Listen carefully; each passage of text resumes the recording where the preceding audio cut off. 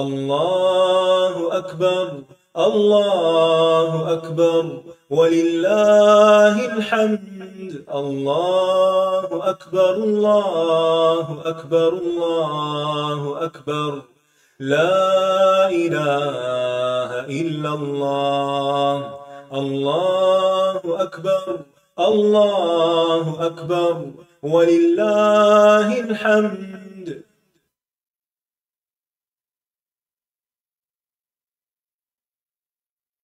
أعوذ بالله من الشيطان الرجيم. بسم الله الرحمن الرحيم. الحمد لله رب العالمين الرحمن الرحيم مالك يوم الدين. إياك نعبد وإياك نستعين. اهدنا الصراط المستقيم صراط الذين أنعمت عليهم غير المغضوب عليهم ولا الضالين.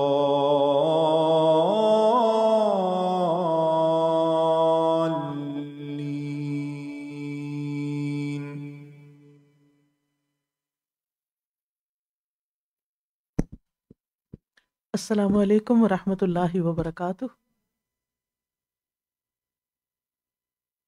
کیا حال ہے آپ کا؟ آپ ریڈی ہیں قرآن مجید شروع کرنے کے لیے؟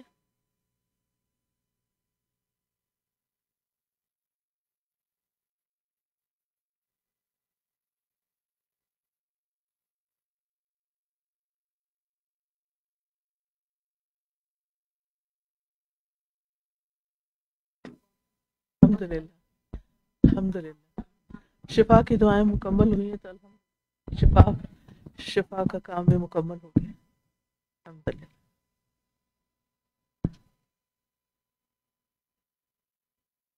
نحمده ونصلي على رسوله الكريم. اما بعد فاعوذ بالله من الشيطان الرجيم. بسم الله الرحمن الرحيم. رب اشرح لي صدري ويسر لي امري واحلل عقدة من لساني يفقهوا قولي. آج سے ہم انشاءاللہ قرآن ریویو کے نام سے ایک پروگرام شروع کر رہے ہیں جس میں قرآن مجید کی دہرائی ہوگی، اور حسب معمول سب سے پہلے اپنی نیت کو پرکھنا ہے. اس وقت ہمیں قرآن مجید کا آغاز کرتے ہوئے ہمیشہ چاہے خود سے تلاوت کریں، ناظرہ پڑھیں، کسی کو پڑھائیں، تجوید سے پڑھیں، ترجمے سے پڑھیں، تفسیر سے پڑھیں، کلاس میں پڑھیں، ہمیں سب سے پہلے اپنے آپ کو اپنے رب کے سامنے جھکا دینا چاہیے، اپنا سر تسلیم خم کر دینا چاہیے، اور نیت کرنی چاہیے کہ اس کتاب میں جو باتیں بیان کی گئی ہیں وہ سب کی سب سچی ہیں، اور میں ان پر اللہ کی رضا کے لیے غور و فکر کروں گی اور ان پر عمل کروں گی، اور اپنی زندگی میں اللہ کی اطاعت میں جو بھی کمی کوتاہی ہے اس کو پورا کرنے کی کوشش کروں گی. اس قرآن میں جو بھی احکامات ہوں گے میں ان کو مانوں گی، اور جن چیزوں سے یہ روکے گا میں ان سے رک جاؤں گی. میں اس پر عمل کرنے کا مضبوط ارادہ کروں گی اور اپنے دل کو حاضر کرتے ہوئے اس کی دہرائی کروں گی. میری دعا ہے کہ اللہ تعالیٰ ہمیں ان لوگوں میں شامل نہ کرے جن کے بارے میں اللہ تعالیٰ کا فرمان ہے مثل الذین حملوا التوراۃ ثم لم يحملوها كمثل الحمار يحمل اسفارا بئس مثل القوم الذین كذبوا بآیات اللہ واللہ لا يهدی القوم الظالمین. ان لوگوں کی مثال جن کو تورات کا حامل بنایا گیا پھر انہوں نے اسے اٹھایا نہیں، یعنی اس پر عمل نہیں کیا، ان کی مثال گدھے کی مثال کی طرح ہے جو کتابوں کا بوجھ اٹھاتا ہے۔ کتنی بری مثال ہے ان لوگوں کی جنہوں نے اللہ کی آیات کو جھٹلایا، اور اللہ ظالم قوم کو ہدایت نہیں دیتا۔ میری دعا ہے کہ قرآن مجید کا یہ سفر ہمارا آخری سفر نہ ہو، بلکہ ہم ساری زندگی اس کے ساتھ اپنا تعلق جوڑے رکھیں۔ اللہ تعالی ہمیں ان لوگوں میں شامل نہ کرے کہ جن کے خلاف رسول اللہ صلی اللہ علیہ وسلم قیامت کے دن فریاد کریں گے کہ اے میرے رب، میری قوم نے اس قرآن کو پس پشت ڈال دیا تھا۔ ہم اس کو ہمیشہ اپنے سامنے ہی رکھیں، پیٹھ پیچھے نہ رکھیں، اسے بھلائیں نہیں، اسے چھوڑیں نہیں۔ میری دعا ہے کہ اللہ سبحانہ وتعالی ہمیں صحابہ کرام کے نقش قدم پر چلائے، جن کے نزدیک قرآن پڑھنے کا مطلب اس پر غور و فکر کرنا اور اس پر عمل کرنا ہوتا تھا۔ صحابہ نے قرآن علم اور عمل کے ساتھ سیکھا، صرف اس کا علم حاصل نہیں کیا بلکہ اس پر عمل بھی کیا۔ وہ ایک ایک سورت سیکھنے میں کئی کئی سال لگا دیتے تھے تاکہ اس پر عمل بھی کر سکے۔ میری دعا ہے کہ اللہ تعالیٰ قرآن کے مطالعے کا یہ سفر ہمارے دلوں میں ایمان میں اضافے کا سبب بنے، عمل میں بہتری لانے کا سبب بنے، اور دلوں میں خشوع و خضوع لانے کا سبب بنے۔ اللہ تعالیٰ ہمارے علم اور عمل کے فاصلے کو دور کر دے اور ہمیں اہل القرآن میں شامل کر لے۔ قرآن مجید انفرادی طور پر بھی پڑھا جاتا ہے، لیکن اکٹھے پڑھنا اور کسی مجلس میں اور کسی مسجد میں، اللہ کے گھر میں، کسی ادارے میں، اس کا اپنا ہی ایک لطف ہے اور فائدہ ہے۔ عن ابی ہریرہ قال قال رسول اللہ صلی اللہ علیہ وسلم مجتمع قوم فی بیت من بیوت اللہ یتلون کتاب اللہ ویتدارسونہ بینہم الا نزلت علیہم السکینہ وغشیتہم الرحمہ وحفتہم الملائکہ وذکرہم اللہ فی من عندہ۔ ابو ہریرہ رضی اللہ عنہ سے روایت ہے، وہ کہتے ہیں رسول اللہ صلی اللہ علیہ وسلم نے فرمایا، جو لوگ اللہ کے گھروں میں سے کسی گھر میں اللہ کی کتاب کی تلاوت کرتے ہیں اور اس کی تعلیم میں مصروف ہوتے ہیں، ان پر سکینت نازل ہوتی ہے اور رحمت انہیں ڈھانپ لیتی ہے اور فرشتے انہیں گھیر لیتے ہیں، اور اللہ تعالیٰ ان کا ذکر اپنے پاس موجود فرشتوں میں کرتے ہیں۔ یہ اتنی بڑی فضیلت اور سعادت کی بات ہے جب ہم سب مل کر بیٹھ کر اس کو پڑھتے اور سمجھتے ہیں، اس کی تعلیم اور تعلم میں مصروف ہوتے ہیں، کیونکہ قرآن مجید انسانوں کے لیے اللہ تعالیٰ کا خاص عطیہ ہے، اور یہ خصوصی نوازش ہے، اور یہ نوازش فرشتوں کے لیے بھی نہیں تھی، فرشتوں پر بھی نہیں ہوئی تھی، کہ ہم انسانوں پر ہوئی ہے۔ اسی لیے وہ ایسے لوگوں کے قریب جانے اور ان کو ڈھانپ لینے کے حریص ہوتے ہیں جو اللہ کی کتاب پڑھا رہے ہوتے ہیں۔ اس دفعہ انشاءاللہ آپ قرآن مجید کی، چونکہ ابھی آپ کی تفسیر ختم ہوئی ہے تو آپ اس کی دہرائی کریں گے، اور اس کا طریقہ کار یہ ہوگا کہ آپ کے پاس آرے ہیں، آپ انشاءاللہ تعالیٰ ان سے بھی استفادہ کریں گے، اور اس کے ساتھ آپ کو اسکرین پر مائنڈ میپس بھی دکھائے جائیں گے۔ جب میں اسکرین پر آپ کو دکھا رہی ہوں تو اس وقت آپ اپنے پاروں پہ نہیں دیکھیے، صرف اسی پر فوکس کیجیے، کیونکہ آپ کے پاس جو موجود ہے پارے، ان میں اس کنٹینویشن میں ہے ساری آیات، لیکن وہاں آیات کو مختلف حصوں میں سپلٹ کیا گیا تاکہ آپ توجہ کر سکیں اور آپ غور و فکر کر کے اپنا جائزہ ساتھ کے ساتھ لیتے جائیں کہ آپ کو کتنی بات سمجھ میں آتی ہے، سمجھ میں آتی بھی ہے یا نہیں آتی۔ اور اس کے ساتھ ساتھ ہم تھوڑا اس پہ غور و فکر بھی کریں گے، تھوڑے عمل کی بات بھی کہیں نہ کہیں سے نکالیں گے، اور کچھ آیات کو مل کر پڑھیں گے بھی تاکہ وہ ہمارے دل پر اثر کرے، کیونکہ یہ اس کو دل کے ساتھ پڑھنا ہے، صرف یہ نہیں کہ ہم نے رٹا لگانا ہے۔ اور اس میں خاص طور پر مائنڈ میپ سے آپ دیکھیں گے کہ اللہ سبحانہ تعالیٰ کا نام اور اللہ تعالیٰ کی صفات کو ہائی لائٹ کیا گیا ہے، یعنی ریڈ کلر میں کیا گیا ہے، اور وہ جب سامنے پیج پہ نظر آتی ہیں تو اس سے ایک فیلنگ اور ہی ہوتی ہے۔ اور یہ بھی یاد رکھیے کہ اللہ سبحانہ تعالیٰ کے جو نام ہیں وہ کوئی پر اسرار لفظ نہیں ہے، کیونکہ بعض لوگ سمجھتے ہیں کہ یہ کوئی منتر ہے اور اس کو 100 دفعہ 1000 دفعہ پڑھ لیا جائے تو مختلف کام نکل آتے ہیں۔ اصل میں اللہ تعالیٰ کے نام جو ہیں وہ ہماری اللہ تعالیٰ سے پہچان میں اضافہ کرتے ہیں کہ اللہ کون ہے، اور وہ پہچان اللہ کی قربت کا ذریعہ بنتی۔ اس کو قربت کا ذریعہ بنائیے، نہ کہ صرف اس سے کوئی یعنی ایک منتر کے طور پر ان کو پڑھنے کے لیے استعمال کیجیے۔ اللہ تعالیٰ کے ناموں کی معرفت ہمیں ہمارے دل و دماغ کو بیدار کرتی ہے، ہمیں تاریکی سے روشنی کی طرف لے جانے کا ذریعہ ہے۔ تو اللہ سبحانہ تعالیٰ سے دعا ہے کہ آواز مس ہو جاتی ہے، ابھی ایک دم چلی بھی جاتی ہے، ٹپ ہو جاتا ہے، ایک دم چلی بھی جاتی ہے پھر آگے۔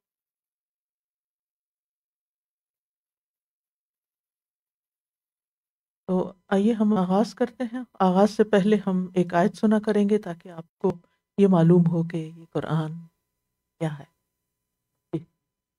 وَكَذَلِكَ أَوْحَيْنَا إِلَيْكَ رُوحًا مِّنْ أَمْرِنَا مَا كُنتَ تَدْرِي مَا الْكِتَابُ وَلَا الْإِيمَانُ وَلَكِنْ جَعَلْنَاهُ نُورًا نَهْدِي بِهِ مَن نَّشَاءُ مِنْ عِبَادِنَا وَإِنَّكَ لَتَهْدِي إِلَى صِرَاطٍ مُسْتَقِيمٍ۔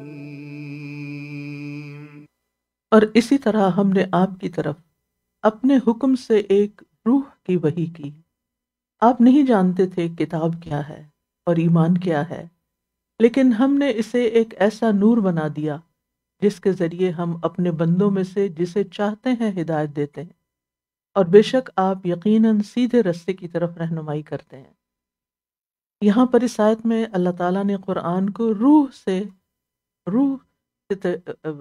وصف کیا ہے، یعنی روح کے ساتھ اس کا وصف بیان کیا ہے، یعنی ہمارے دلوں میں قرآن کی اہمیت اور اس پر اثر ایسا ہی ہے جیسے جسم کے لیے روح کا ہے، یعنی جیسے جسم کام کرتا ہے روح کے ساتھ، ایسے ہی ہماری روحانی صحت اس کتاب کے ساتھ ہے، اس روح کے ساتھ ہے۔ یعنی روح ہی زندگی ہے یا روح کے ساتھ ہی زندگی ہے، تو یہ قرآن ہمیں زندگی عطا کرتا ہے، اور اس سے دوری دل کی موت ہے۔ انسان زندہ ہے لیکن دراصل زندہ نہیں ہے۔ زندگی قرآن کے ساتھ ہے۔ قرآن دلوں کی بہار ہے، جیسے بارش زمین کی بہار لاتی ہے، جیسے پانی سے ہی پیاس بجھتی ہے، اسی طرح روح کلام الہی سے ہی سیراب ہوتی ہے۔ لہٰذا ہمیں اپنے آپ کو اس کلام سے سیراب بھی کرنا ہے۔ تو آئیے ہم شروع کرتے ہیں انشاءاللہ سورۃ الفاتحہ سے۔ تو سامنے دیکھیں گے آپ۔ اعوذ باللہ من الشیطان الرجیم، بسم اللہ الرحمن الرحیم، الحمد للہ رب العالمین، الرحمن الرحیم، مالک یوم الدین، إياك نعبد وإياك نستعين، اهدنا الصراط المستقيم، صراط الذين أنعمت عليهم غير المغضوب عليهم ولا الضالين،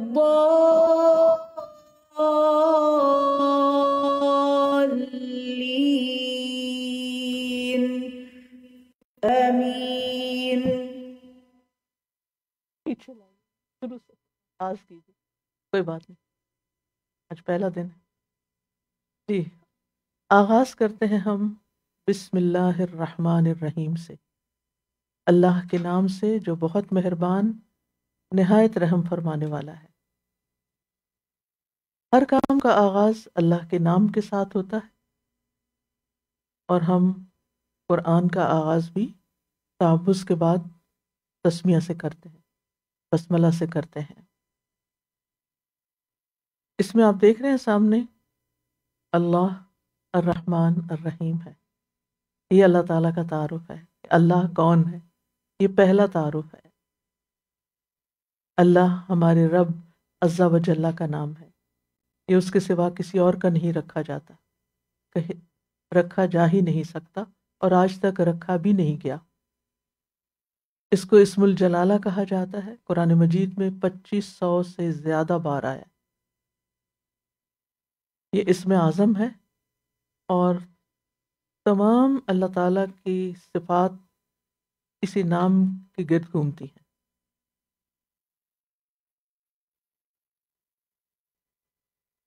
اللہ سبحانہ تعالیٰ نے اپنی ذات کا تعارف اسی نام سے کرایا ہے۔ یہ نام اپنے وجود میں بے مثل اور بے نظیر ہے۔ اللہ وہ ہے جس کی طرف دل راغب ہوتے ہیں، روح اس کی طرف مائل ہوتی ہے۔ اللہ وہ ہے جو معبود برحق ہے، اور اللہ ہی کے لیے ہیں سب اچھے اچھے نام، لیکن یہاں پر اس نے قرآن مجید کے آغاز میں اپنا تعارف الرحمن اور الرحیم سے کروایا ہے۔ الحمد للہ رب العالمین، سب تعریفیں اللہ کے لیے ہیں۔ کیوں؟ آپ دیکھ رہے ہیں الحمدللہ کو الگ لکھا گیا، سب تعریفیں اللہ کے لیے، اس لیے 3 وجوہات کی بنا پر۔ نمبر 1 رب العالمین ہے، نمبر 2 الرحمن الرحیم ہے، نمبر 3 مالک یوم الدین ہے۔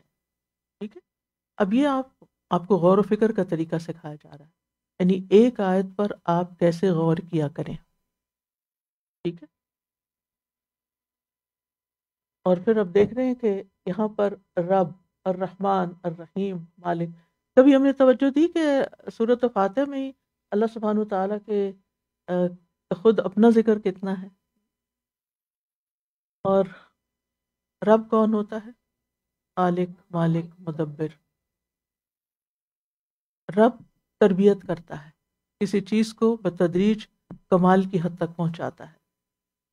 الرحمن الرحیم بہت مہربان، نہایت رحم کرنے والا ہے، دونوں ہی مبالغے کی صیغے ہیں۔ رحمان میں عام رحمت ہے جو سب کے لیے ہے، اور رحیم میں خاص رحمت ہے جو صرف مومنوں کے لیے ہے، اور اس کے لیے ارحم الراحمین کا لفظ بھی آتا ہے، یعنی اللہ تعالیٰ سب رحم کرنے والوں میں سے سب سے بڑھ کر رحم کرنے والا ہے۔ اور اللہ سبحانہ وتعالیٰ کی رحمتیں 100 ہیں، جن میں سے صرف ایک حصہ زمین پر اللہ نے اتارا ہے، باقی 99 آخرت کے لیے رکھے ہیں۔ مالک یوم الدین، بدلے کے دن کا مالک ہے۔ مالک وہ ہوتا ہے جو اپنی مرضی سے تصرف کرتا ہے اپنی ملکیت کی چیز میں۔ تو اللہ سبحانہ وتعالیٰ دنیا کا مالک تو ہے ہی، بدلے کے دن کا مالک بھی ہے، اور اس دن تمام کام اسی کے حکم سے ہوں گے، سارے فیصلے اسی کی مرضی سے ہوں گے۔ لہذا اب ہمیں کیا کرنا ہے؟ ایاک نعبد و ایاک نستعین، یہ ایک سینٹرل چیز ہے۔ ایک طرف ہم عبادت اور دوسری طرف مدد بھی، یعنی اللہ ہم صرف تیری عبادت کرتے ہیں، صرف تجھی کو اپنا معبود سمجھتے ہیں، اور پھر اس عبادت کے لیے تجھی سے مدد چاہتے ہیں۔ اور عبادت کہتے ہیں کس کو؟ تمام اطاعت کو، یعنی اللہ تعالیٰ ہی کی اطاعت اپنے اقوال میں بھی، اپنے افعال میں بھی، اور ظاہر میں بھی، باطن میں بھی، سب کے سامنے بھی، اور تنہائی میں بھی، اور پھر اہدنا الصراط المستقیم، یعنی ہم عبادت کرنا چاہتے ہیں، آپ ہمیں عبادت کا صحیح طریقہ بتا دیجیے کہ ہم کیسے یہ کام کریں، کیونکہ ہر شخص سمجھتا ہے کہ میں اللہ تعالیٰ کی عبادت کر رہا ہوں، چاہے وہ کسی غلط طریقے پر ہی کیوں نہ۔ نہیں، اللہ ہمیں وہ رستہ چاہیے جو ہمیں تجھ تک پہنچا دے، یعنی عبادت کے نام پر ہم وہ کام کریں جو ہمیں تجھ سے ملا دے۔ اور اس میں ہدایت مانگی گئی سب سے پہلے، یعنی اللہ کی مدد کے بعد، نستعین کے بعد ہدایت کی دعا ہے، کیونکہ ہدایت ہر چیز سے بڑھ کر اہم ہے، اور یہ ہدایت ہمیں ہر معاملے میں چاہیے ہوتی ہے، کیونکہ جب انسان کو ہدایت مل جاتی ہے تو پھر وہ متقین میں شمار ہو جاتا ہے، اور جب متقین میں ہوتا ہے تو اللہ تعالیٰ اس کے لیے ہر مشکل سے نکلنے کا رستہ بنا دیتے ہیں، لہٰذا دنیا کی مشکلات بھی حل ہو جاتی ہیں اور آخرت کی بھی۔ صراط الذین کیا ہے؟ صراط مستقیم، یہاں پر آپ دیکھ رہے ہیں صراط الذین انعمت علیہم، یہ وہ راستہ ہے، ان لوگوں کا راستہ ہے جن پر انعام ہوا۔ کون ہے وہ؟ کون ہے جن پر اللہ کا انعام ہوا؟ جی ہاں، آپ نے پڑھ رکھا ہے، بتائیے۔ من النبیین والصدیقین والشہداء والصالحین، بالکل۔ تو اور ویسے اس کی تقسیم جو کی گئی ہے وہ اس طرح کہ انعام یافتہ لوگ وہ ہیں جو درست علم رکھتے ہیں اور پھر اس پر عمل بھی کرتے ہیں، ٹھیک ہے، جو ہدایت کے رستے پر قائم ہیں علم اور عمل کے اعتبار سے۔ غیر المغضوب علیہم، مغضوب علیہم وہ ہیں کہ جن کے پاس علم ہے لیکن عمل نہیں کرتے، اللہ تعالیٰ کا ان پر غضب نازل ہوتا ہے۔ انعام کس کو ملتا ہے؟ جو کام کرتا ہے، اور ناراضگی کس پر ہے؟ جو حکم پر عمل نہیں کرتے۔ اور تیسرے الضالین، جو رستہ کھو چکے ہیں، گمراہ لوگ ہیں، نہ ان کے پاس علم ہے اور نہ ہی عمل ہے۔ اور فاتحہ پڑھنے کے بعد کیا پڑھنا چاہیے؟ آمین۔ اب آپ دیکھیں اس کے اوپر نظر ڈالیے، یہ انشاءاللہ آپ کے پورٹل پہ بھی ڈال دیں گے۔ آپ نے اس نقشے کو اپنے سامنے رکھ کے اپنے آپ سے سوال کرنے ہیں۔ مثلاً اللہ، سب تعریف اللہ کے لیے کیوں ہے؟ کیا اس لیے کہ وہ سارے جہانوں کا رب ہے؟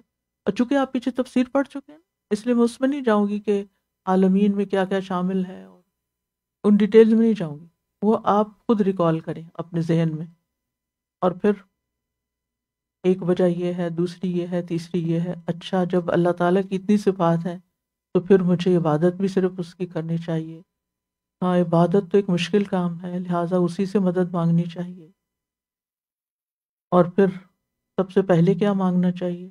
ہدایت مانگنی چاہیے، سیدھے رستے کی، جو اس تک پہنچا دے مجھے، ان لوگوں کے رستے کی جن پر جو اس رستے پہ چلے تو اللہ تعالیٰ نے ان کو انعام دیا، اور ان کا نہیں جو جن پہ غضب کیا اس نے، ناراض ہوا، اور نہ بھٹکنے والوں کا۔ تو اللہ نہ مجھے بھٹکنے دینا اور نہ تو مجھ سے ناراض ہونا، بس مجھے اپنے پسندیدہ بندوں میں شامل کر۔ یہ ہے وہ دعا جو ہم ہر نماز میں پڑھتے ہیں، اور ہر نماز میں یہ مانگتے ہیں اللہ سے کہ اللہ اپنے پسندیدہ بندوں میں شامل کر لے۔ لیکن کون پسندیدہ بندوں میں شامل ہو سکتا ہے؟ جو عمل کرے گا، جو بات مانے گا، سمپل سی بات، جو بات مانے گا، اور جو بات نہیں مانے گا وہ دھتکار دیا جائے۔ آگے چلتے ہیں سورۃ البقرہ۔ میں اب سورتوں کا تعارف بھی نہیں کراؤں گی کیونکہ میں اس وقت آپ کو اس کی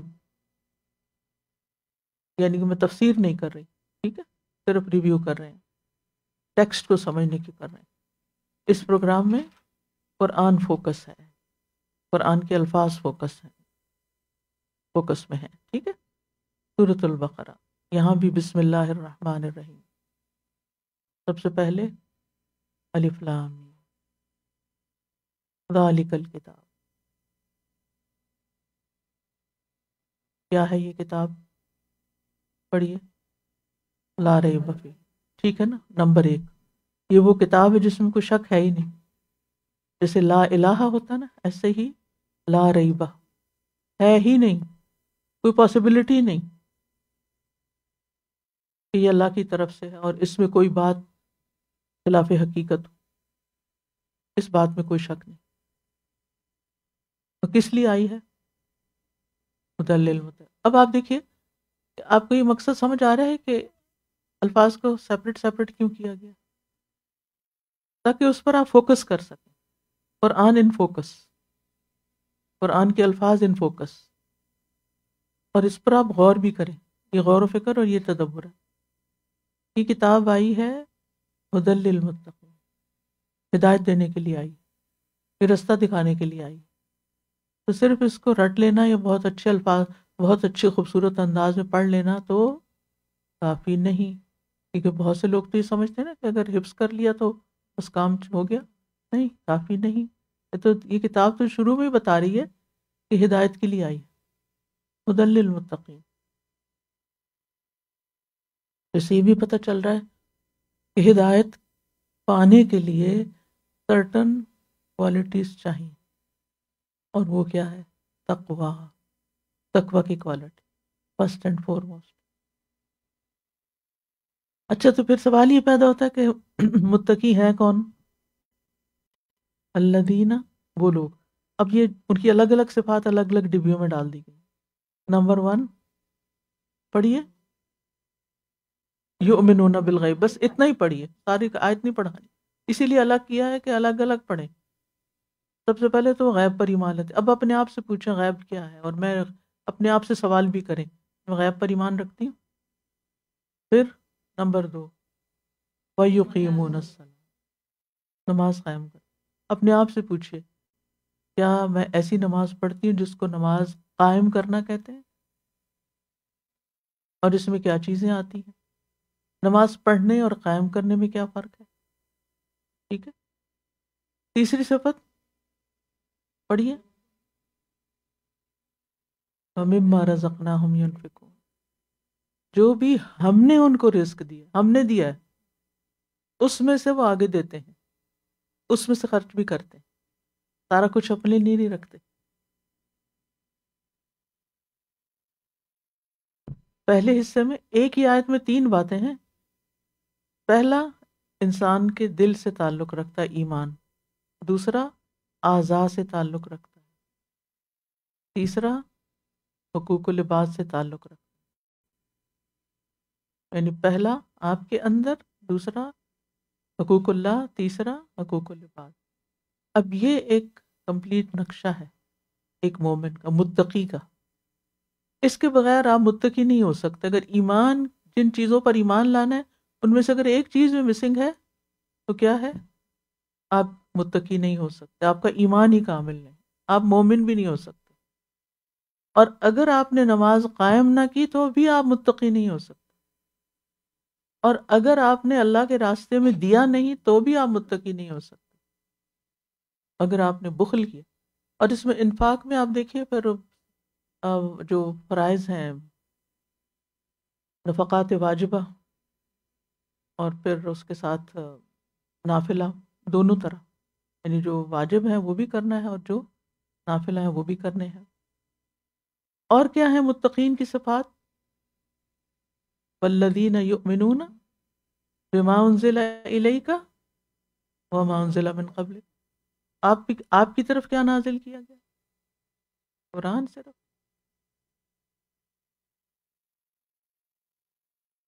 جو بھی وحی نازل کی گئی آپ کی طرف، چاہے وہ قرآن کی شکل میں پڑھی جاتی ہے اور چاہے حدیث کی شکل میں سمجھی جاتی، حکمت کی شکل میں اس پہ عمل کیا جاتا.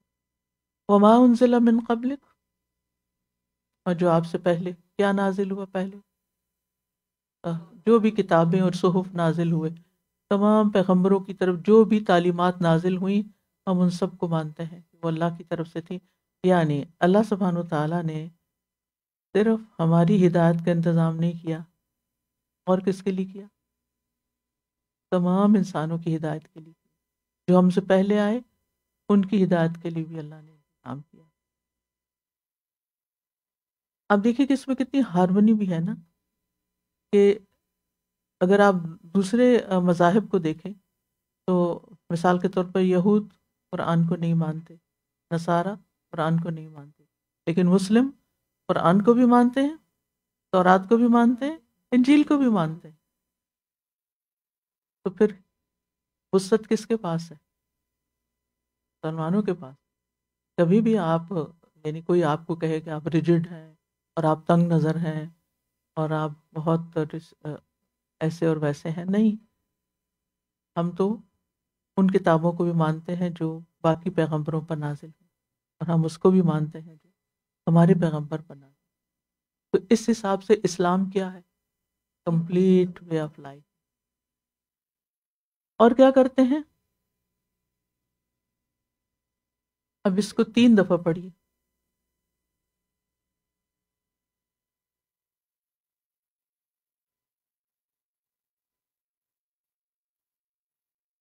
یقین کا تعلق کس سے ہوتا ہے؟ دل سے۔ یہ دل سے پڑھنی ہے آیت، وَبِالْآخِرَةِ هُمْ يُوقِنُونَ، دل سے پڑھنا ہے اس کو۔ جب یہ شرائط پوری ہو جائیں گی، یہ کوالٹیز پوری ہو جائیں گی، تو پھر نتیجہ کیا نکلا؟ کیا سرٹیفکیٹ ملا آپ کو؟ رزلٹ کیا؟ اولئک علی ھدی من ربہم، اور اولئک ھم المفلحون۔ دنیا میں آپ ہدایت پر ہیں، سیدھے رستے پر ہیں، اور دنیا اور آخرت میں آپ فلاح پانے والے، کامیاب ہونے والے۔ یہ سکسیس کا کرائیٹیریا دے دیا گیا ہے، یہ کامیابی کا معیار بتا دیا گیا ہے۔ یہ ہیں کامیاب ہونے والے لوگ، اس کے بغیر کامیاب نہیں ہو سکتے۔ جن کے اندر یہ کوالٹیز نہیں ہیں وہ کامیاب نہیں ہیں۔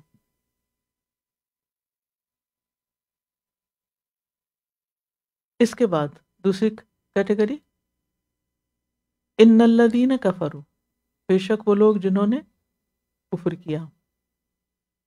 کس چیز کا کفر؟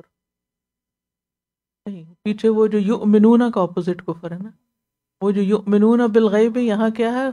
وہ ان چیزوں کو نہیں مانتے، اور وہ جو آپ پر نازل کیا گیا اس کو نہیں مانتے، یا وہ جو پہلی کتابوں پہ نازل کیا گیا اس کو نہیں مانتے۔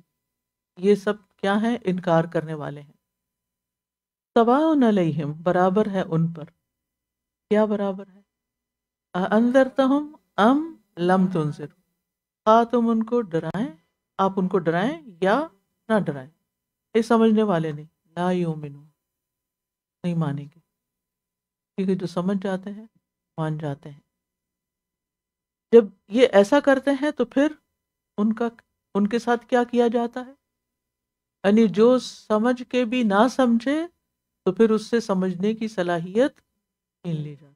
لہذا ختم اللہ علی قلوبہم وعلی سمعہم، ان کے دلوں پر اور ان کے کانوں پر اللہ نے مہر لگا، وعلی ابصارہم غشاوۃ، اور ان کی آنکھوں پر پردہ ہے۔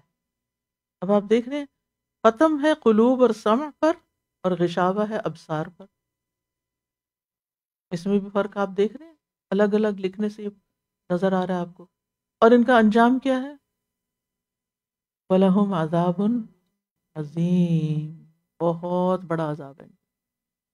کفر کا انجام بڑا بھیانک ہے۔ اب تلاوت سنیے اور غور کیجیے۔ اب بے شک اپنے سپاروں پہ دیکھیے۔ بسم اللہ الرحمن الرحیم، الف لام میم، ذالک الکتاب لا ریب فیہ، ھدی للمتقین، الذین یؤمنون بالغیب ویقیمون الصلاة ومما رزقناهم ينفقون والذين يؤمنون بما أنزل إليك وما أنزل من قبلك وبالآخرة هم يوقنون أولئك على هدى من ربهم وأولئك هم المفلحون إن الذين كفروا سواء عليهم أأنذرتهم أم لم تنذرهم لا يؤمنون ختم الله على قلوبهم وعلى سمعهم وعلى أبصارهم غشاوة ولهم عذاب عظيم.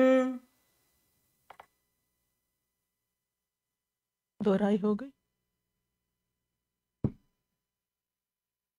چلیے آگے نیکسٹ چلتے ہیں. وَمِنَ النَّاسِ اور لوگوں میں سے مَن یقول جو کہتے ہیں. کیا کہتے ہیں؟ وَبِالْيَوْمِ الْآخِرِ کہ ہم اللہ پر ایمان لائے اور آخری دن پر. لیکن اللہ تعالیٰ کیا کہتے ہیں؟ وَمَا هُمْ بِمُؤْمِنِينَ اور وہ مومن ہے ہی نہیں. یہ جو با لگی ہوئی ہے نا تاکید کے لیے، بالکل مومن نہیں. سوچنا چاہیے کہ بہت سے لوگ یہ دعویٰ کرتے ہیں کہ ہم ایمان رکھتے ہیں، لیکن اللہ ان کے ایمان کو نہیں مانتا. کتنی ڈرنے والی بات ہے. کیوں؟ کیا کرتے ہیں وہ؟ یخادعون اللہ وہ دھوکہ دیتے ہیں اللہ کو، والذین آمنوا اور ان لوگوں کو جو ایمان لائے. وما یخدعون اور نہیں وہ دھوکہ دیتے الا انفسہم مگر اپنے نفسوں اپنے آپ کو ہی. وما یشعرون اور وہ شعور نہیں رکھتے. اور کیا ہے ان کی نشانی؟ فی قلوبہم مرض ان کے دلوں میں ایک بیماری ہے. فزادہم اللہ مرضا تو جب بیماری کا علاج نہ کرے تو کیا ہوتا ہے؟ بڑھتی جاتی. تو چونکہ وہ اللہ کی طرف نہیں پلٹے تو اللہ نے بھی ان کی بیماری کو اور بڑھا دیا. وَلَهُمْ عَذَابٌ علیم اور ان کے لیے عذاب ہے پینفل، المناک، دردناک. کیوں عذاب ہے ان کے لیے؟ اتنا سخت عذاب کیوں ہے؟ بما کانوا یکذبون کیونکہ وہ جھوٹ بولتے تھے. جھوٹ بولتے ہیں یعنی اس بات کا جھوٹ. اللہ تعالیٰ یہاں کس جھوٹ کی طرف اشارہ کر رہے ہیں؟ اب یہ ہے سوال. اب اس کا جواب آپ کو آنا چاہیے. اللہ تعالیٰ فرماتے ہیں وہ جھوٹ بولتے ہیں. کون سا جھوٹ؟ کہ وہ ہم ایمان لائے ہوئے ہیں، حالانکہ وہ دل سے نہیں مانتے. دل میں شکوک و شبہات ہیں.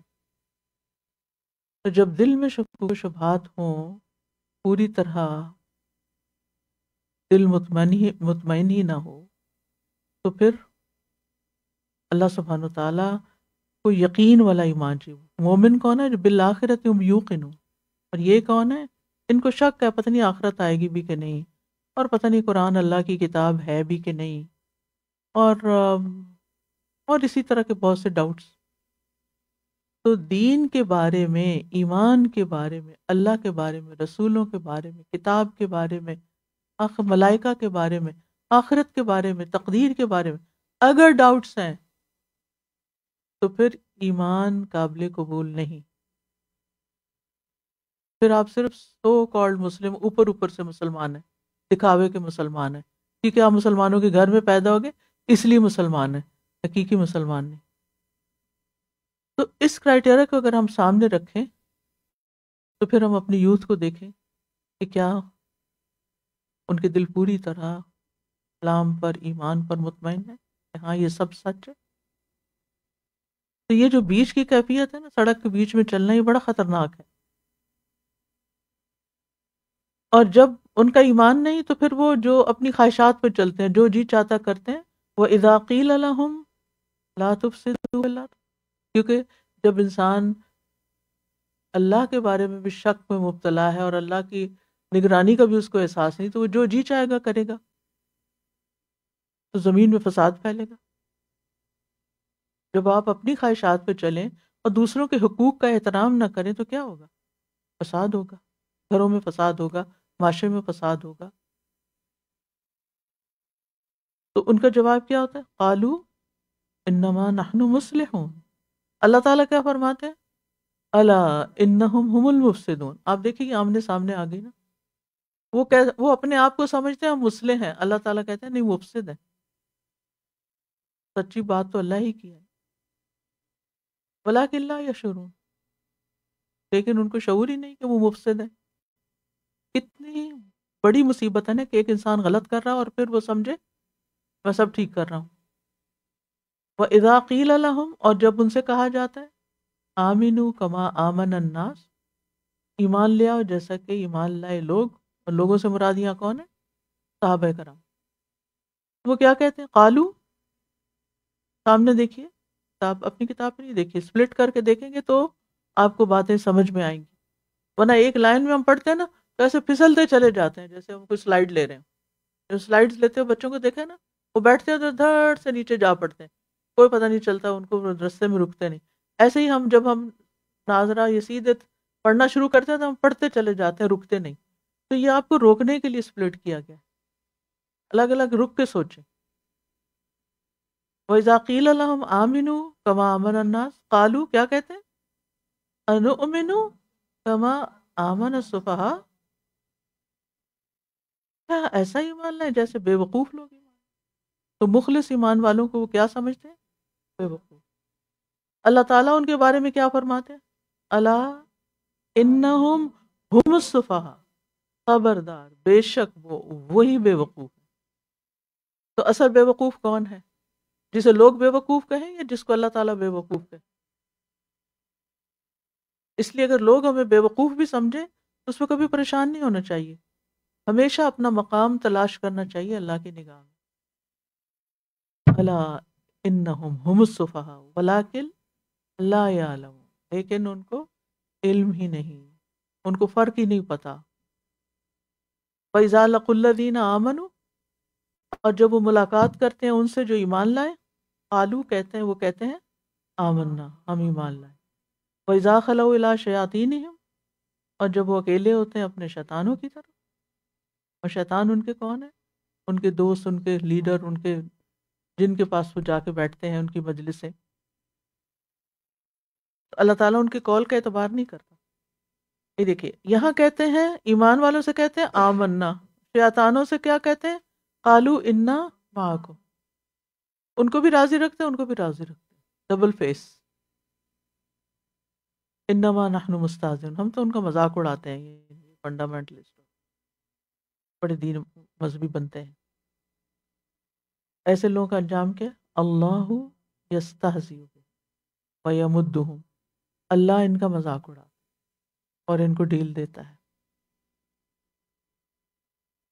کیا ڈھیل دے رہا ہے؟ یہ دنیا میں چھوڑا ہوا ہے، جو کریں کریں، پکڑتا نہیں. بعضوں کا انسان سوچتا ہے اگر اتنے غلط کوئی کرے تو اس کو پکڑ لینا چاہیے، لیکن یہ اللہ کا طریقہ نہیں. اس لیے فی طغیانہم یعمہون، وہ اپنی سرکشی میں بھٹکتے پھر رہے ہیں، جو یعنی وہ سیدھے رستے سے ہٹے ہوئے ہیں، بھٹک رہے ہیں. اولئک الذین اشتروا الضلالۃ بالہدی، یہی وہ لوگ ہیں جنہوں نے خرید لی گمراہی ہدایت کے بدلے. ایکسچینج، اشترا کا مطلب ہوتا ہے ایکسچینج کرنا. گمراہی لے لی، ہدایت چھوڑ دی. چوائس ہے یہ ان کی، انہوں نے اپنی چوائس سے گمراہ رہنا پسند کیا ہے اور وہ سمجھتے ہیں بڑے فائدے میں. ہمارا بحد تجارت ہو، تو ان کی تجارت کچھ فائدہ مند نہیں ہوئی. وما کانوا مہتدین، اور نہ ہی وہ ہدایت پانے والے تھے. ان کو ہدایت نہیں ملنے والی تھی کیونکہ ان کی اپنی خواہش ہی نہیں تھی، ان کی چوائس ہی نہیں. مثلہم، ان کی مثال کیسی ہے؟ کمثل الذی استوقد نارا، اس شخص کی مثال کی طرح جس نے آگ جلائی. ٹھیک ہے، اب امیجن کریں، امیجنیشن سے کام لیں. فلما اضاءت ما حولہ، اتنی آگ ہوئی یعنی خوب اونچی ہو گئی آگ جس سے چاروں طرف روشنی ہو گئی. ان کے ساتھ کیا ہوا؟ ذہب اللہ نورہ، اللہ ان کا نور لے گیا. آگ جل رہی ہے، ماحول روشن ہے، یہ دیکھ ہی نہیں سکتے. وَتَرَكَهُمْ فِي ظُلُمَاتٍ لَا يُبْصِرُونَ، اور چھوڑ دیا انہیں اندھیروں میں، دیکھ ہی نہیں پاتے. صُمٌّ، وہ پیچھے تھا نا ختم اللہ، اور یہاں ذہب اللہ. ختم میں تو یہ ہوتا ہے کہ مور لگ گئی، بس اس سے کچھ نکلنا نہیں. اب صحابہ کا مطلب چلی گئی، واپس بھی آ سکتی. لیکن ابھی ان کی حالت کیا؟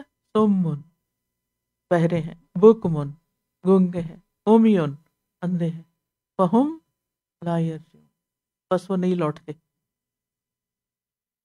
او کصیب من السماء، یا جیسے آسمان سے زوردار بارش پڑی.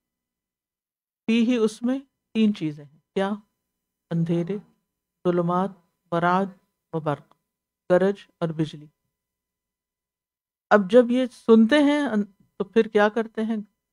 یجعلون اصابعہم فی آذانہم، اپنے کانوں میں اپنی انگلیاں ڈال لیتے ہیں. کیوں؟ من الصواعق، بجلی کے کڑاکوں سے. حذر الموت، موت سے بچنے کے لیے، کیونکہ ان کو ڈر ہوتا ہے کہ بجلی ہم پہ گرے گی. کبھی آپ نے ایکسپیرینس کیا کہ جب بجلی کڑکتی ہے تو کیسے لگتا ہے؟ ایسے لگتا ہے جیسے اسی چھت پہ گرنے لگی یا کہیں سین میں آ گری. بازو کا اتنی شدید ہوتی ہے. اللہ محیط بالکافرین، اور اللہ کافروں کو گھیرنے والا. یکاد البرق یخطف ابصارہم، قریب ہے بجلی کی چمک ان کی نگاہیں اچک لے. کلما اضاء لہم، جب کبھی اس نے ان کے لیے روشنی کی، یعنی بجلی چمکتی تو روشنی ہوتی ہے، تو کیا کرنے لگے؟ مشوا فیہ، چلنے لگ گئے. یعنی جب آسانیاں ملی تو دین پہ عمل کر لیا. وَإِذَا أَظْلَمَ عَلَيْهِمْ، اور جب مشکل آئی اس پہ اندھیرا کر دیا اس نے، قاموا، کھڑے ہو گئے وہیں کے وہیں. اب وہ دین پر نہیں چل رہے، اب وہ اپنی جگہ پر لگے ہوئے. وَلَوْ شَاءَ اللَّهُ، اور اگر اللہ چاہے، لَذَهَبَ بِسَمْعِهِمْ وَأَبْصَارِهِمْ، اللہ ان کے کان اور ان کی آنکھیں لے جائے، لیکن لے نہیں گیا، ابھی ان کو توفیق دی ہوئی. ان اللہ علی کل شیء قدیر، بے شک اللہ ہر چیز پر قادر ہے. اب اس میں آپ دیکھیے کہ اللہ تو ہدایت دینے پہ بھی قادر ہے، اللہ سماعت بصارت لوٹانے پہ بھی قادر ہے، اور اللہ مہلت دینے پہ بھی قادر ہے. لیکن بات یہ ہے کہ ہم کتنا فائدہ اٹھاتے ہیں، ہم کیا کرتے ہیں. تلاوت سن لیجیے، اور اب بے شک اپنے سپارے نکالیے. وَمِنَ النَّاسِ مَن يَقُولُ آمَنَّا بِاللَّهِ وَبِالْيَوْمِ الْآخِرِ وَمَا هُمْ بِمُؤْمِنِينَ يُخَادِعُونَ اللَّهَ وَالَّذِينَ آمَنُوا وَمَا يخدعون إلا أنفسهم وما يشعرون في قلوبهم مرض فزادهم الله مرضا ولهم عذاب أليم بما كانوا يكذبون. وَإِذَا قِيلَ لَهُمْ لَا تُفْسِدُوا فِي الْأَرْضِ قَالُوا إِنَّمَا نَحْنُ مُصْلِحُونَ أَلَا إِنَّهُمْ هُمُ الْمُفْسِدُونَ وَلَكِنْ لَا يَشْعُرُونَ. وَإِذَا قِيلَ لَهُمْ آمِنُوا كَمَا آمَنَ النَّاسُ قَالُوا أَنُؤْمِنُ كَمَا آمَنَ آمن السفهاء ألا إنهم هم السفهاء ولكن لا يعلمون وإذا لقوا الذين آمنوا قالوا آمنا وإذا خلوا إلى شياطينهم قالوا إنا معكم إنما نحن مستهزئون الله يستهزئ بهم ويمدهم في طغيانهم يعمهون أولئك الذين اشتروا الضلالة بالهدى فما ربحت تجارتهم وما كانوا مهتدين مثلهم كمثل الذي استوقد نارا فلما أضاءت ما حوله ذهب الله بنورهم وتركهم في ظلمات لا يبصرون صم بكم عمي فهم لا يرجعون أو كصيب من السماء فيه ظلمات ورعد وبرق يجعلون أصابعهم في آذانهم من الصواعق حذر الموت والله محيط بالكافرين يكاد البرق يخطف أبصارهم كلما أضاء لهم مشوا فيه وإذا أظلم عليهم قاموا ولو شاء الله لذهب بسمعهم وأبصارهم إن الله على كل شيء قدیر. اللہ القدیر ہے نا، جب اس نے کوئی کام کرنا ہوتا ہے تو کوئی اس کو روک نہیں سکتا، پوری قدرت رکھتا ہے، سب کچھ کر سکتا ہے. آگے دیکھیے، یا ایھا الناس، اے لوگو، تمام انسانیت سے خطاب ہے، اور سب سے کیا مطلوب ہے؟ اعبدوا ربکم، یہ ہے زندگی کا مقصد. کیوں عبادت کرو؟ کیونکہ اس نے پیدا کیا. الذی خلقکم، اس کی عبادت کرو جو تمہارا خالق ہے. والذین من قبلکم، اور ان کا بھی جو تم سے پہلے تھے. کیا فائدہ ہوگا؟ لعلکم تتقون، تاکہ تم بچ جاؤ. کس چیز سے؟ جہنم سے، برے انجام سے. کون ہے رب؟ الذی جعل لکم، وہ جس نے بنایا تمہارے لیے، الارض، زمین کو کیا بنایا؟ فراش، فرش، بچھونا. والسماء، اور آسمان کو بناء، چھت. تو یہ زمین تمہارا گھر بن گئی، بچھونا بھی ہے، چھت بھی ہے. وانزل من السماء ماء، اور اس نے اتارا آسمان سے پانی بارش کی صورت میں. فاخرج به من الثمرات، اور اس سے بہت سے پھل نکالے. اور ثمرات صرف فروٹس کے لیے نہیں آتا، بلکہ ہر وہ چیز جو زمین اگاتی ہے. رزقا لکم، تمہارے رزق کے لیے. اب جب تو اس نے تمہیں اتنا کچھ دے دیا، وہ تمہارا رب، تو تمہارے سے کیا مطلوب ہے؟ فلا تجعلوا للہ اندادا، تم اللہ کے لیے کسی کو شریک نہ بناؤ، ہمسر مد مقابل نہیں بناؤ، وانتم تعلمون، حالانکہ تم جانتے ہو کہ سب کچھ دے تو اللہ ہی رہا ہے، تب اس کے ساتھ کسی کو برابر نہ کرو۔ اب عبادت کے لیے کیا چاہیے؟ کوئی رہنمائی کی کتاب چاہیے، تو اللہ نے وہ اتاری، لہٰذا وَإِن كُنتُمْ فِي رَيْبٍ، پیچھے آتا نا لا ریب فیہ، تو اب یہ ہے کہ اگر تمہیں کوئی ریب ہے مما نزلنا علی عبدنا، اس سے جو نازل کیا ہم نے اپنے بندے پر، تو کیا کرو؟ فَأْتُوا بِسُورَةٍ مِثْلِهِ، پھر تم بھی اس جیسی ایک صورت بنا لو،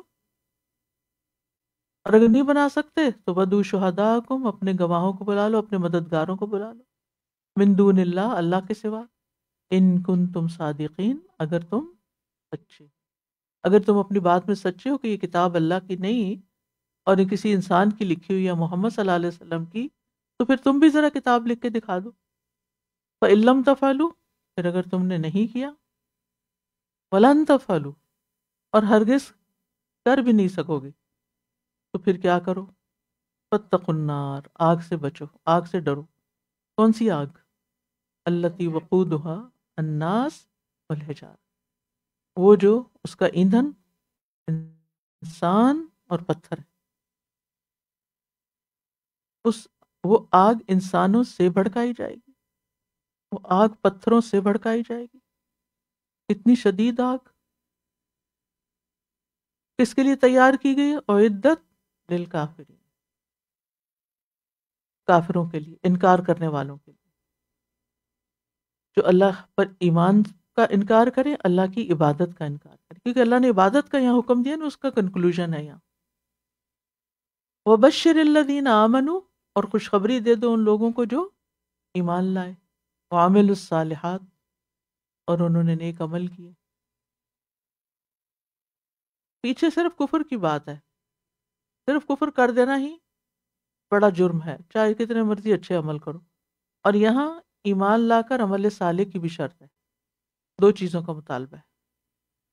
اگر ایسا کرو گے تو خوشخبری ہے، کس چیز کی؟ کیا خوشخبری ہے؟ ان لہم جنات، کہ ان کے لیے باغ ہیں، کیسے باغ؟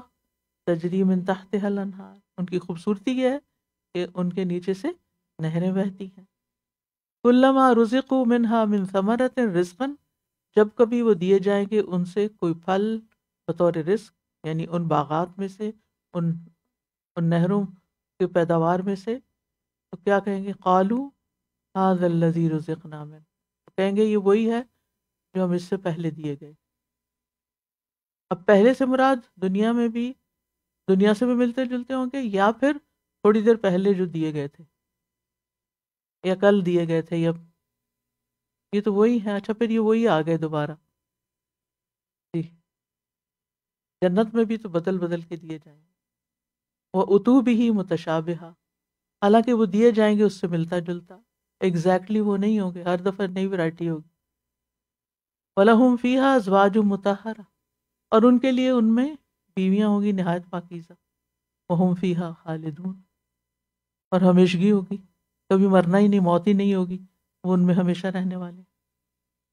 یہ انجام ہے عبادت کرنے والوں کا، جو ایمان اور عمل صالح کرے۔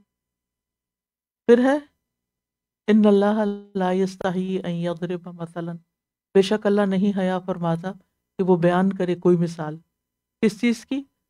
ما بعوضۃ فما فوقا، خواہ وہ مادہ مچھر کی ہو یا جو اس سے اوپر ہے، یا اس سے بڑھ کر ہے، یا اس کے اوپر ہے۔ فاما الذین آمنوا، تو رہے وہ لوگ جو ایمان لائے، فیعلمون انہ الحق من ربہم، وہ علم رکھتے ہیں، علم کی بنا پر ایمان لاتے ہیں کہ وہ حق ہے ان کے رب کی طرف سے۔ وَأَمَّا الَّذِينَ كَفَرُوا، اس کے مقابلے میں آپ دیکھیں نا، آمنے سامنے لا کے کمپیریزن کیا جا رہا ہے تاکہ زیادہ، کیونکہ چیزیں بعض اوقات کمپیریزن میں زیادہ سمجھ آتی ہیں، یہ غور و فکر ساتھ ساتھ ہو رہا ہے۔ وَأَمَّا الَّذِينَ كَفَرُوا فَيَقُولُونَ مَاذَا أَرَادَ اللَّهُ بِهَذَا مَثَلًا، علم کے ساتھ حق کی پہچان ہوتی ہے، اور باقی تو پھر باتیں ہی رہ جاتی ہیں۔ يُضِلُّ بِهِ كَثِيرًا، وہ گمراہ کرتا ہے ساتھ اس کی کثیر تعداد، وَيَهْدِي بِهِ كَثِيرًا، اسی کے ساتھ سیم تھنگ، اس کے ساتھ بہتوں کو ہدایت بھی دیتا ہے۔ وَمَا يُضِلُّ بِهِ إِلَّا الْفَاسِقِينَ، اور وہ نہیں گمراہ کرتا اس کے ساتھ مگر فاسقوں کو، نافرمانوں کو، جو خواہشات کے پیچھے چلنا چاہتے ہیں۔ کون ہے وہ؟ الذین ینقضون عہد اللہ من بعد میثاق، اوپر سے نیچے آ جائیں، ٹھیک ہے، جو توڑتے ہیں اللہ کے عہد کو، اس کو مضبوط کرنے کے بعد، اور کیا کرتے ہیں؟ وَيَقْطَعُونَ مَا أَمَرَ اللَّهُ بِهِ أَن يُوصَلَ، جو اللہ نے جس چیز کا حکم دیا ہے کہ اسے جوڑا جائے اس کو کاٹتے ہیں۔ یہ دو بڑے جرم ہیں ان کے، ایک عہد اللہ ہے، ایک امر اللہ ہے، ٹھیک ہے، تو اللہ کے عہد کا بھی پاس نہیں رکھتے اور حکم کا بھی نہیں، اور خاص طور پر ان حکم کا کہ جن چیزوں کو اللہ نے جوڑنے کا حکم دیا۔ تو کرتے کیا ہیں پھر جب یہ دو کام غلط کرتے ہیں تو نتیجہ فساد، وَيُفْسِدُونَ فِي الْأَرْضِ، وہ زمین میں فساد پھیلاتے ہیں۔ نتیجہ ان کا انجام کیا ہوگا؟ انجام کیا ہے؟ اولئک هم الخاسرون، یہی لوگ ہیں جو خسارہ پانے والے ہیں۔ کیف تکفرون باللہ، کس طرح تم انکار کرتے ہو اللہ کا، وکنتم امواتا، حالانکہ تم مردہ تھے، تم کچھ نہیں تھے، فاحیاکم، پھر اس نے تمہیں زندہ کیا، ثم یمیتکم، پھر وہ تمہیں موت دے، ثم یحییکم، پھر وہ زندہ کرے گا تمہیں، ثم الیہ ترجعون، پھر اسی کی طرف تم لوٹائے گا۔ اب وہ پیدا اس نے کیا نا، خلقکم، اور یہاں کیا ہے؟ واپسی بھی وہیں، آئے بھی وہیں سے ہو، جانا بھی وہیں، اور پھر زمین پہ کیا کرنا ہے؟ هو الذی خلق لکم ما فی الارض جمیعا، وہی ہے جس نے تمہارے لیے پیدا کیا جو زمین میں ہے سارے کا سارا۔ ثم استوی الی السماء، پھر وہ متوجہ ہوا آسمان کی طرف، فسواہن، پھر اس نے درست کر کے بنا دیا انہیں، سبع سماوات، 7 آسمان، جو تم پہ گر نہیں پڑتے، درست بنائے ہوئے ہیں، پکے ہیں، مضبوط ہیں۔ وہو بکل شیء، اور وہ ہر چیز کا خوب علم رکھنے والا۔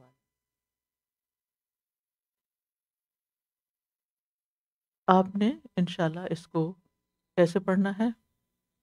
چھوٹے چھوٹے حصوں میں، چھوٹے چھوٹے حصوں میں، اور ان پہ غور کرنا ہے، اور پھر اپنا جائزہ لیتے رہنا ہے مرر کے طور پر، کہ ہم کیا اس کے مطابق چل رہے ہیں یا نہیں، کہ ہماری آئندہ جنریشنز اسی کے مطابق سوچ رہی ہیں کہ نہیں۔ یہ سوچ کا سفر بھی ہے اور عمل کا سفر بھی۔